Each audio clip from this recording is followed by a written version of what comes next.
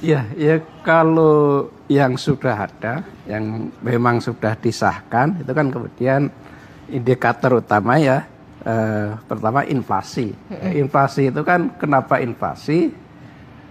Upah minimum itu perlu lebih tinggi dari inflasi karena biar masyarakat atau buruh itu bisa mencukupi kebutuhan mereka. Jadi upah bisa mengimbangi kenaikan harga sehingga kesejahteraan mereka itu minimal.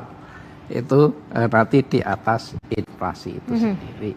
Inflasi itu sendiri kemudian akan digabungkan dengan pertumbuhan ya, dan kemudian juga dengan alfa.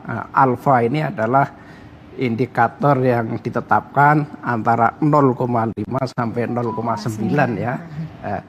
Pemerintah DKI Jakarta kemudian mengambil 0,75. Indikator-indikator inflasi maupun pertumbuhan itu sebenarnya sudah dimaksudkan untuk mencakup berbagai hal, berbagai aspek yang berkaitan dengan kesejahteraan. Dengan asumsi ketika upah itu berada di atas inflasi, maka kesejahteraan itu minimal sama atau karena di atas itu bisa mengimbangi laju pertumbuhan dari harga-harga.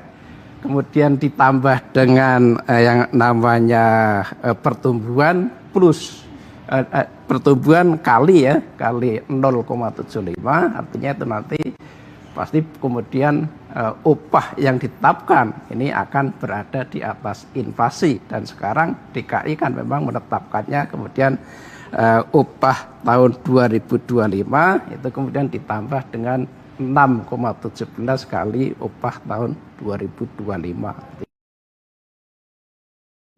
Tahukah kalian bahwa upah minimum dan fleksibilitas kerja masih menjadi isu paling hangat sekaligus kontroversial dalam regulasi kita saat ini?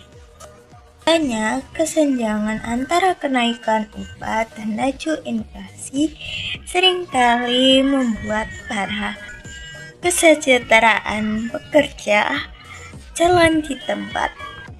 Halo, saya Nisatul Mujahadah dari S1 Psikologi kelas A25 dengan NIM 25104016.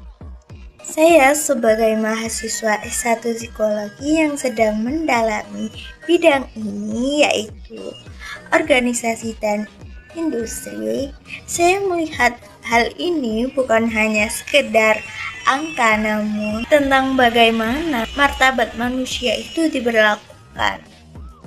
Lalu bagaimana realitanya dalam kebijakan pemerintah Indonesia? So, mari kita bedah bersama dalam analisis berikutnya.